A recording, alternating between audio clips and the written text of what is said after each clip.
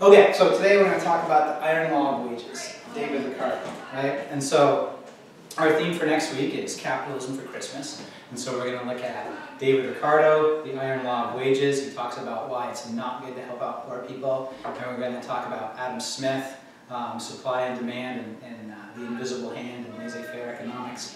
And then Ayn Rand, who's like cool, modern capitalist theorist, right? Real controversial. So David Ricardo, his major thesis is don't help poor people, right? Don't help poor people. And he doesn't say don't help poor people because he wants poor people to die. He says don't help poor people because it's going to make more poor people. That's essentially his thesis. And his ideas are based on a guy named Thomas Malthus. Have you ever heard of Thomas Malthus? No. Like a Malthusian theory, right? So here's what Malthus says. Malthus says that agricultural growth, the production of food supply, will increase like by a factor of 2 every year, right? Or by the same amount every year, arithmetically. That's the word, right? So if you make 100,000 pounds of food the first year, the next year you make 200,000, the next year you make 300,000, the next year you make 400,000, and so forth. Does that make sense? Yeah. And so he says that's how food is going to increase. But then he says population is going to increase geometrically, like exponentially. So first year, if you have 100,000 people, next year you'll have 200,000 people. The next year, what do you have? 400,000 people. And so what's going to happen to those people eventually? Because of the rate that food production is rising. If food only rises arithmetically and population rises geometrically, there's going to be way too many people for the food. Yeah, there's going to be way too many people. And so Malthus says that if it's not for famine, war, and disease, we're going to have massive overpopulation, which will lead to famine, war, and disease. Make sense? Okay. So Ricardo's ideas are based on that. Okay. So we'll start at the beginning here. The Friends of Humanity cannot but wish that in all countries the laboring classes should have a taste for comforts and enjoyments, and that they should be stimulated by all legal means in their exertions to procure them. So what do you think that means? This is actually a Q&A session. All right. Yeah, yeah. Okay. Wait. How about, okay. Friends of Humanity, so people who feel how towards people. They like people. They like people. So if you're a friend of people, right, then you're definitely going to wish that the laboring classes, who are they? Like the proletariat. The proletarians, the workers, yeah. Right? Should have a taste for comforts and enjoyments. So they should be able to have like the same comfort as like the rich people. Yeah, they should have some comforts, right? And in particular, they should have a taste for comforts. Right. Which means, how do they feel about comforts? They want them. Enjoy it. Yeah, they want them. They should enjoy them, right? And then it says, and that they should be stimulated by all legal means in their exertions. Exertions is working, right? To procure them, to get them. And so he says, legally, what the government should do is try to allow them to work as hard as they need to get the comforts they want. Make sense? Okay. There cannot be a better security against a superabundant population. So a superabundant population is overpopulation. Yeah. So the best way to prevent overpopulation is to make sure that your laboring classes are stimulated, pushed by the government to work as hard as they can to get the goods that they want. Make sense? Yeah. Okay. In those countries where the laboring classes have the fewest wants, so in the countries where the laboring classes, the workers, have the most stuff, right? The fewest wants, and are contented with the cheapest food. So they need the least amount of stuff, their food is the cheapest, the people are exposed to the greatest vicissitudes and miseries. So when people have everything they want and the cheapest food, it makes them miserable. It makes their life really unpredictable as far as whether it's comfortable or whether it's miserable. Okay? And so that, you know, on the face of it, it's like, well, that doesn't make any sense at all. These people should be comfortable if they have cheap food and they have everything they want. So he goes on. They have no place or refuge from calamity. Calamity? Yeah, destruction. Really bad stuff, right? Right? Yeah. They cannot seek safety in a lower station. They are already so low that they can fall no lower. But how does that work, Mr. Beach? Okay, so what he's talking about here is in the countries where the government has, say, raised the minimum wage, or set a maximum on the price of rent, or said that food can only be sold for a certain amount, he says that if then the government can no longer pay for these things for these people, then they're going to starve. Right? Because their life is dependent on the government. If there's no government, there's nowhere else for them to get their food, right? So they're done. They're starving. Does that make sense? Yes. On any deficiency of the chief article of their subsistence, which means the government help, there are few substitutes of which they can avail themselves. In dearth, which is lack, like less stuff, right? To them is attended with almost all the evils of famine. So, if the government can no longer pay to support these people, all of a sudden, there's going to be nothing for them to have, and they're going to starve. Make sense? Okay. In the natural advanced society, the wages of labor will have a tendency to fall as far as they are regulated by supply and demand. So, essentially, if there's more laborers, how much are you going to have to pay each one? Less. Less. Okay, so wages are naturally going to fall with population increase. For the supply of laborers will continue to increase at the same rate, while the demand for them will increase at a slower rate. So it's like supply and demand. Yeah, right on. So who does this guy read? Well, economist. Yep, economist Smith. Right, he's the other guy. We're going to read on that. Yeah. Okay. I say that under these circumstances, wages would fall if they were regulated only by the supply and demand of laborers. But we must not forget that wages are also regulated by the prices of the commodities on which they are expended. So he says, how much you make, it's not just regulated by how many people are competing for your jobs. It's also regulated by how much you have to pay for the stuff you want to buy. Does that make sense? Yes. It's like if the price of food goes up, right, then all of a sudden it seems like you're making more or less. Less. Less. Right on. Okay. And so this is page 2. As population increases, these necessities will be constantly rising in price because more labor will be necessary to produce them. And this is where Ricardo ends up being wrong. Okay? Ricardo writes this in like 1817, and Henry Ford doesn't come up with the assembly line, right, until, about 100 years later. Yeah, right? About 100 years later. And so Ricardo thinks that the more stuff you need to make, the more people you're going to need to make them. And what actually ends up happening is the same amount of people can make a lot more stuff because of factories and assembly lines. So he didn't think about the advancement of technology. Correct. He doesn't take into account the advancement of technology. Yeah, good. If, then, the money wages of labor should fall, while every commodity on which the wages of labor were expended rose, the laborer would be doubly affected and would soon be totally deprived of subsistence, would have no food at all, and would starve, because there's lower wages and stuff is more expensive. These, then, are the laws by which wages are regulated and by which the happiness of far the greatest part of every community is governed. Like all other contracts, wages should be left to the fair and free competition of the market and should never be controlled by the interference of the legislature. And so he's going to move more into his main, or the evidence for his main point, but essentially he's saying you should let wages naturally regulate themselves based on how many laborers are available and how much stuff costs. So he's saying the government shouldn't get involved in wages. Right on. Very good. Hands off. Right? And you'll hear that later. It's laissez-faire, hands off the economy. And that's Adam Smith. Right? Don't regulate the economy.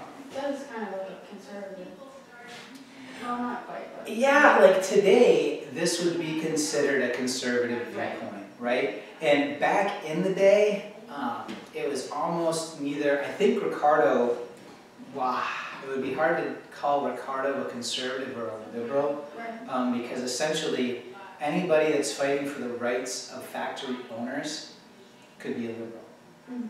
because they're changes and they're new and they represent shifting power from the established order towards the bourgeoisie, right? Yes, so like the revolution. Yeah, but anybody advocating for the rights of workers could also become a liberal, because they're advocating for change from the old order, moving power away, not just from the landed nobility, but in this case from the bourgeoisie. But certainly today, this guy would be a conservative, Yeah. right? Stop helping the poor people, right? Okay. The clear and direct tendency of poor laws is in direct opposition to those obvious principles, right? And those principles are the regular function of the market without regulation, right? And so poor laws, helping the poor, just fights these natural tendencies. It is not as the legislature benevolently intended, and benevolently means what? Like in goodwill. Yeah, goodwill, loving, like see love in the middle of benevolent, it's like backwards in there, Yeah. right? So, Like, I don't know, like altruistic kind of. yeah, altruistic, right? And so he's saying, look, the people who are trying to pass these laws, they mean well. They're trying to help the poor, but what they're going to do is they're going to make a whole bunch of people starve to death by doing this. To amend the condition of the poor, but to deteriorate the condition of both poor and rich. So they're not just going to make the poor people starve, they're going to make the rich people poor, right? Instead of making the poor rich, which they are calculated, instead of making the poor rich, they are calculated to make the rich poor. And while the present laws are enforced, it is quite in the natural order of things that the fund for the maintenance of the poor should progressively increase till it has absorbed all the net revenue of the country, or at least so much of it as the state shall leave to us after satisfying its own never-failing demands for the public expenditure. So, essentially what he's saying is, if you start giving money to the poor this year, next year the poor are going to need More money. more money. That makes sense? Yeah. Right? And he's going to go into why, okay? This pernicious, like really bad and spreading, tendency of these laws is no longer a mystery. So he's saying, people used to wonder why creating poor laws makes poor people worse off. And he's like, now we have the solution. Since it has been fully developed by the able hand of Mr. Mathis, who says that there's not enough food because population keeps growing. And every friend to the poor must ardently wish for their abolition. So if you like poor people, you should not like poor laws, because they're not going to help them. Unfortunately, however, they have been so long established and the habits of the poor have been so formed upon their operation that to eradicate them with safety from our political system requires the most cautious and skillful management. So what he's saying is, the poor have been depending on these laws for so long that if you suddenly take them away, what might they do? They'll die off. Okay, they'll die off. And you guys remember, like, what are people more likely to do when they start to starve? Revolt. Revolt. Does that make sense? Yeah. Yeah, right, like revolutions start where? When the people got hungry. Well, they also In the eat each stomach. other too. And they also what? Eat each other as well. Okay, sure, maybe some cannibalism, you know, hopefully not, right? But, you know, Jonathan Swift, a modest proposal. Oh, yes, yes. Yeah, right on. You can take care of both problems at the same time. Right? Yeah. Limit the population and feed everybody. Okay. I don't think he's going to go into cannibalism, but that's a reasonable suggestion. Okay. It is agreed by all who are most friendly to a repeal of these laws that, if it be desirable to prevent the most overwhelming distress to those for whose benefit they are erroneously enacted, their abolition should be effected by the most gradual steps. So he says that if you want to stop end poverty, you need to do it slowly. You get it. Slow. Okay, I'm going to check our recording here. make sure. What if I block your cat completely or something like that? What's that? What if I blocked your cat completely or something like that? Nope, you're good. You actually, yeah, stay right where you are, and we're recording. Good. You can see me up in the middle of you too.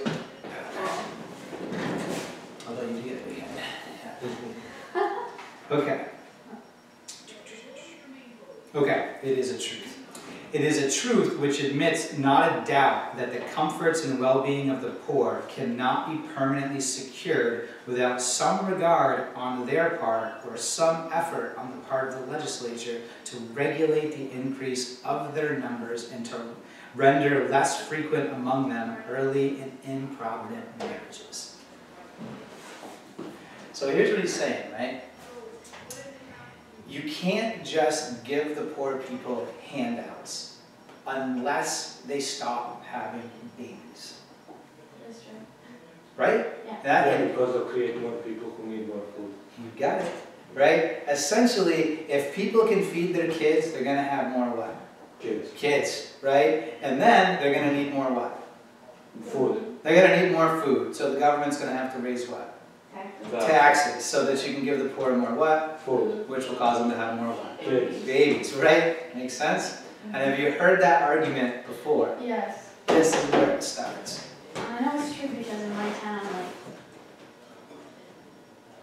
maybe you want to cut this out, but a lot of the people in poverty just keep on having kids and kids and kids. They don't even have enough money to feed them, but they still do it. Yes, it is a way. And like, if you look at, for the most part, people who collect welfare don't just have kids to make money, but some do. Yeah. Okay, some definitely do. And like pretty much everybody who's in a community that has some poverty knows somebody, or at least knows somebody that knows somebody who essentially have kids to make money. Yeah. Right? And so essentially you're just going to have to keep raising taxes, raising taxes, raising taxes.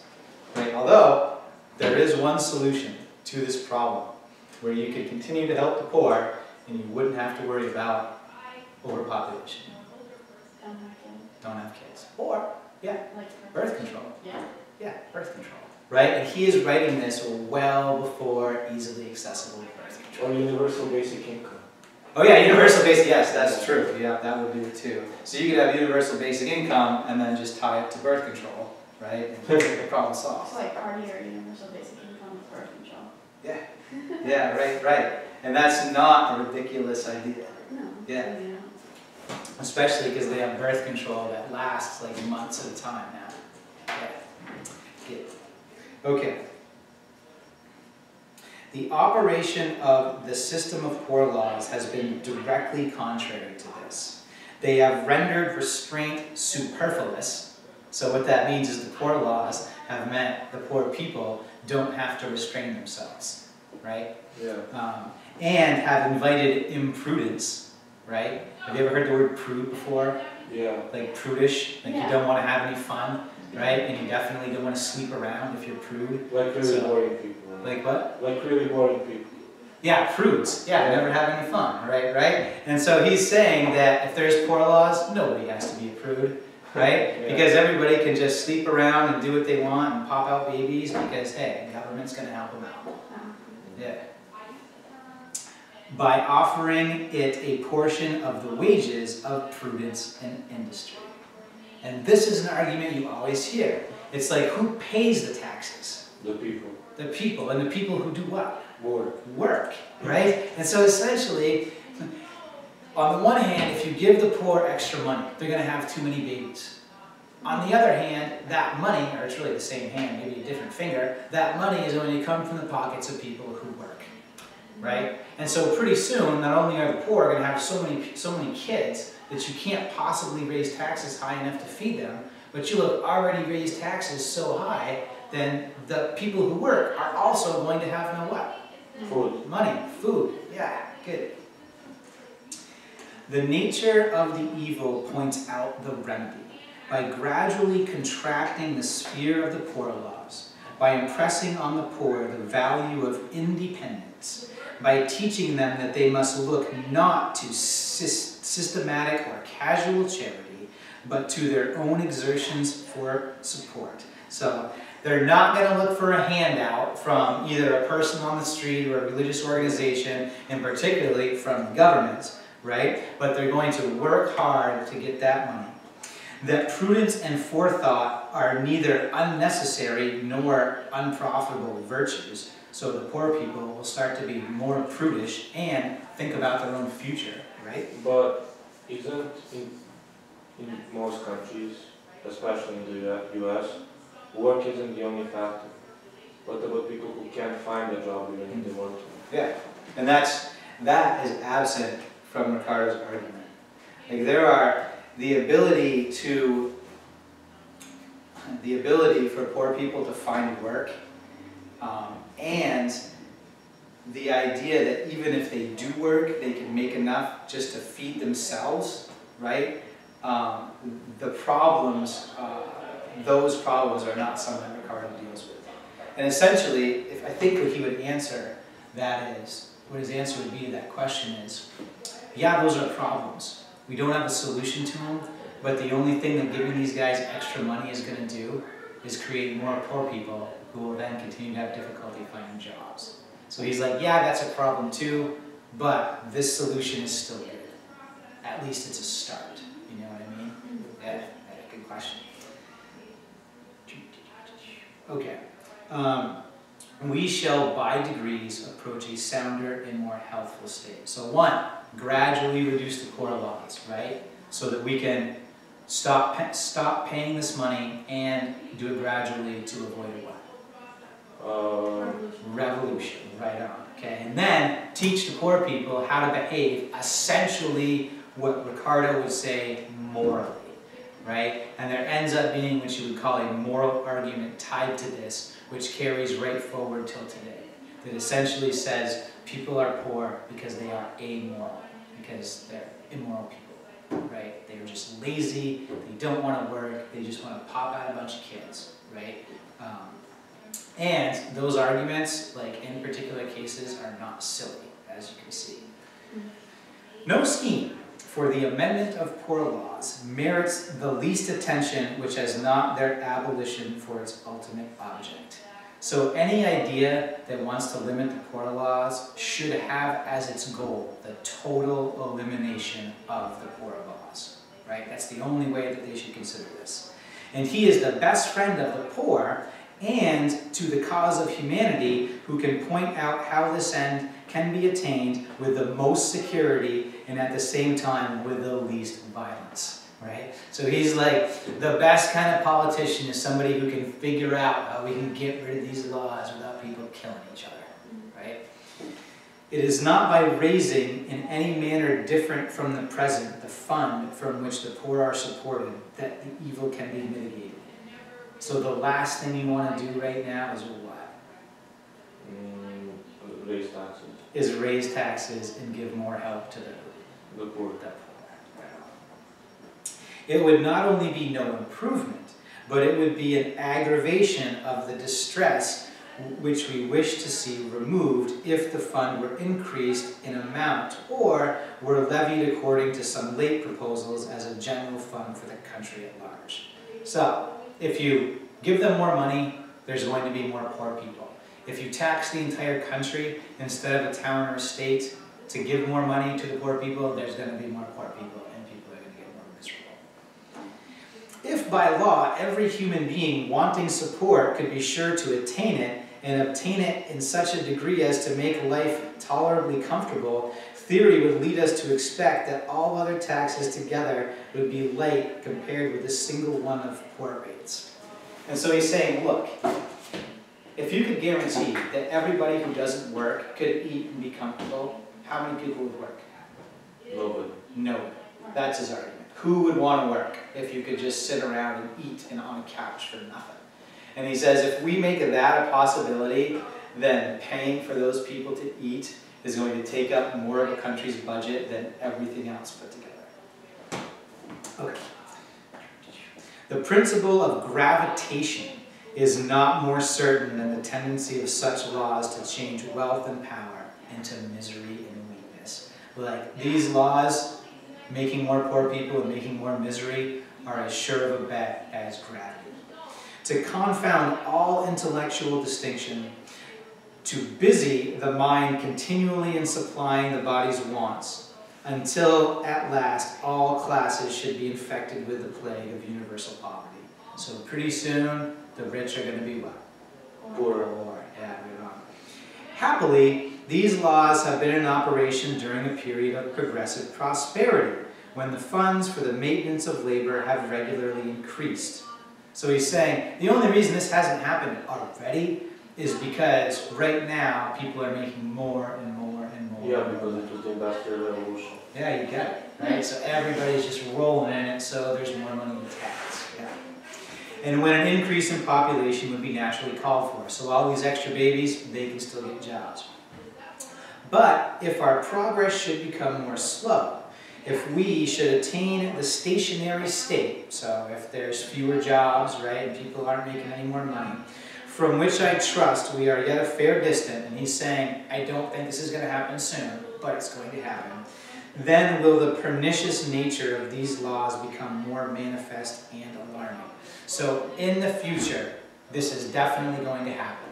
It's going to be a while in the future. It's not happening now because people are making piles of money, but it's definitely going to happen, and it's definitely going to be bad. And then, too, would their removal be obstructed by many additional difficulties. Is he there mentioning the Great Depression? Or predicting? He's predicting, sure. He's predicting a recession or a depression. At least he's just saying that this growth cannot continue forever. So he was right in that part. In that part, sure, yeah. Yeah. Your economy can't continue to grow without at least some economic downturns. Yeah. That's pretty cool. Yeah, cool stuff, huh? Yeah. Make sense? Yeah. Right. So, what happens if you raise taxes and feed poor people? Everybody's going to get poor. Everybody's going to get poor, right? And then what factors didn't Ricardo think about in his argument? Technology. And Have you stopped babies? birth control. Birth control. Right. Good? Yeah, thanks. Thank you. Yeah, good work.